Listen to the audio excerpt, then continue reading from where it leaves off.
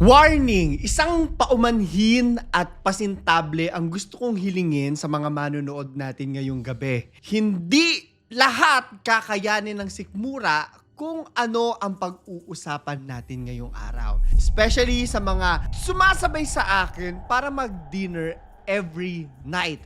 Na-imagine mo na ba kung ano ang mangyayari kung isang araw biglang umulan ng kadiri, di ba?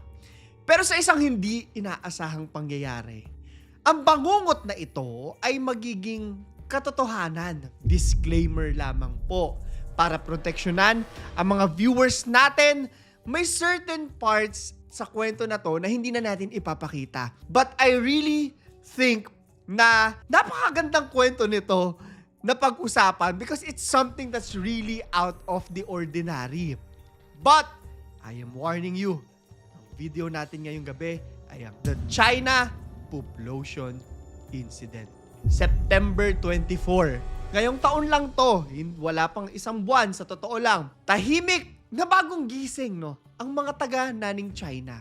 Umaga, presko, masarap ang hangin. Marahil, marami sa kanila yung lalabas ng veranda, magbubukas ng mga kortina nila para suminghot ng sariwang hangin. Pero sa isang hindi inaasahang pangyayari, kumalat itong balita na ito. Ito lang ipapakita namin, no, na merong sumabog. Napakalakas ng pagsabog sa totoo lang. At sa unang tingin, mapapaisip ka, mga putik ba to? Buhangin ba to? Napapatanong yung mga tao, bakit kulay brown? Yung parang ulap na yan. Bakit ganon? Hindi ba dapat apoy? Usok. Nevertheless, malakas yung explosion. Malabomba sa lakas. Ilang sandali lang matapos yung nangyari. Gusto ko imagine nyo na lang hindi na namin ipapakita. So nag-aakala yung mga tao, nagkakagulo na silang lahat sa naning China. Hala, may bomba ba? Nagtataka sila, napapatingin sila sa langit. Pero isa-isa, no, maraming mga dashcam etong pangyayaring ito at kitang-kita kung paano bumagsak yung mga malalaking clumps ng dumi ng tao. Tinititigan lang nung iba hanggang sa na-realize nila na ay dumi to. At kadiri sa totoo lang. Kung makikita mo sa social media yung mga komento, no, napakarami po. Especially sa X. Sa X ko nakita to. Diring-diri talaga yung mga tao. At nag-open ito ng napakaraming mga usapan. Valid na mga usapan. Babalikan natin yung poop lotion. Ang dami nilang tinawag dito. Bukod sa poop lotion, Pukano, Punami, ang dami nilang tinawag dito. Pero, ano pa talaga yung nangyari dyan? Bakit lumipad yung mga sa langit? Sinasabi na yung pagsabog daw, ganito kalakas umabot ng 33 feet lahat kung ano man yung lumabas doon. Marami sa mga paligid yung mga sasakyan, may mga truck, may mga motor na direktang binagsakan ng mga feces. Ayon sa mga tao, hindi para magtunog kadire, no? Pero nagkalat-kalat talaga siya. At madami, yung nakain pa to. Nasinghot, na nalanghap, pero this is where things start to get real. Kasi may mga establishments, di ba? May mga businesses dyan sa paligid na yan.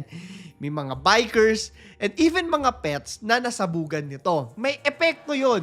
May epekto talaga yon. Ito yung balita. Sabi dito, breaking! Poop exploded everywhere, landing on the road, cars, people, and pets the moment a sewage pipe pressure test in Nanning failed. Ayun, may pressure test pala dyan. This scene of horror shows feces falling from the sky after the initial explosion in China. Alam mo, this is the kind of things na makaano mo lang. Ang una ko naisip dito, di ba, meron yung mga salot sa Bible, ganyan. Ganong level siya sa utak ko, lumilipad ng kung ano-ano, umuulan ng kung ano. Ganon siya sa isip ko. So, merong inaayos kasi talaga na kanal sa kanila. Hindi ko alam kung in-replace po nila or gumagawa sila ng bagong pathways. Kung hindi po ako nagkakamali na yung sewage or kanal, tama ba sa atin ay parang Poso Negro ito? Poso Negro, ginagawa nila ito sa Naning.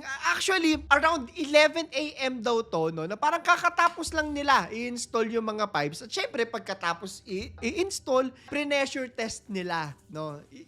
Titignan nila kung, syempre, pag dinaanan ng mga tubig, ng kung ano-ano, hindi pwedeng bigla tong sasabog. Pero kinalaunan, sumabog nga. At saka nag-umpisa yung brown na kaulapan doon sa taas. Imagine nyo ha, kunyari tayo, kung nangyari sa atin yan, syempre, magtataka ka eh. Ganito magtataka ka.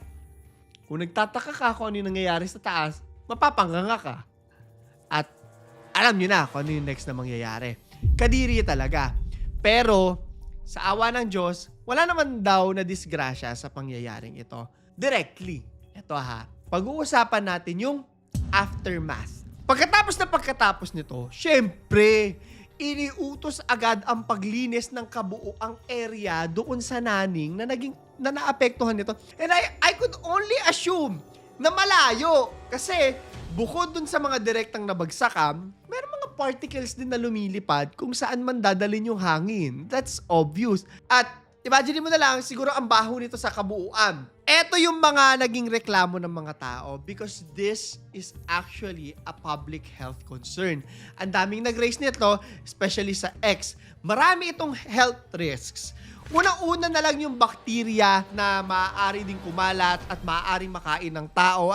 Actually, nakain na. Hindi lang dun sa tao, sa mga infrastructures din. Siyempre, yung mga natamaan, yung mga na-impactan, especially nung pagsabog, baka may mga gumuho dyan, nag-aalala sila. Yung sa mismong community rin, eto, may example ako dito sa inyo mamaya. Siyempre, maaapektuhan yung pagbisita ng mga tao sa lugar, especially if may mga businesses, food businesses. Sarado talaga lahat yan. Meron tayong similar case this year and I can remember this kasi papunta dapat kami ng Baguio earlier this year. Hindi naman sumabog, no? Walang sumabog na tubo sa Baguio pero nagkaroon ng gastroenteritis outbreak declaration January 18, 2024. May mga friends din ako dito, tinatanong namin kung ano yung nangyari. So eto, pabibilisin na lang natin yung kwento, no? Pero may mahigit 3,000. Ang dami niyan na mga tao yung nagsuka, nagkaroon ng abdominal pain, sumakit yung tiyan, diarrhea. Nagtataka sila, bakit ang dami? Anong nangyayari? Hanggang sa pati yung mga bumibisita lang sa Baguio, naka-experience na rin ng ganyang mga bagay. So, ano daw yung common denominator? Ay, teka, uminom kami ng tubig. Eto basahin natin. Sabi dito, fecal contamination of Baguio water sample detected. If I'm not mistaken, parang humalo rin yung mga sewage din.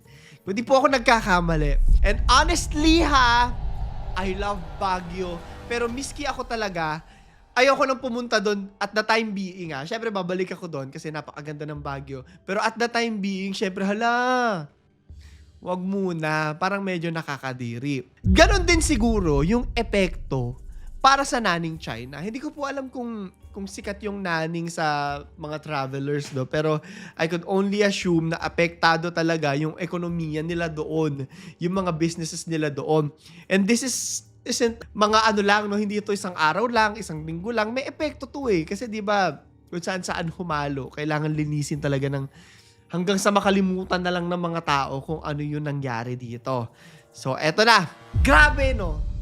Na may mga ganitong pangyayari pala talaga in real life na akala mo talaga sa cartoons mo lang mapapanood. Pero napaisip ako at maganda yung tanong natin ngayong gabi. Sa question of the day natin, huwag niyo po kalimutan na mag-like, subscribe at notification bell dahil babasahin ko kahit medyo kadiri yung tanong natin. Ipopromote ko lang din po yung aking Instagram at yung aking TikTok. Especially sa Instagram ko po, napakarami nagme-message sa akin. Maraming salamat sa mga nagre-recommend ng stories at saka yung mga nanonood habang kumakain, ini-story nila, tinatag nila ako. It really makes me happy. Lalo na yung mga sumasabay sa akin. Very ironic po ito. Yung mga sumasabay sa akin mag-dinner. Naiiyak ako. Ilan yung nagsabi sa akin yan in person na, Kuya Claro, ikaw yung kasabay naming kumain. Nagpagupit din ako ng kamakailan. Sabi sa akin, uy, alam mo ba, ikaw pinapanood namin ng jowa ko. So sabi ko, hi sa jowa mo. Kung nanonood ka man yun sa bench fix po sa SM North, hi sa'yo. Anyway, eto na yung tanong natin. Ano ang pinaka nakakadiring experience mo sa buhay mo na may kinalaman sa poopy. Sa poop. Ako yung pamangkin ko, kamakailan lang to.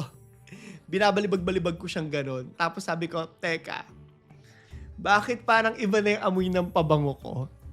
At iba na pala yung pabango ko. Anyways, yun lamang po. Ito si Clara the Third at ito ang ating kwento.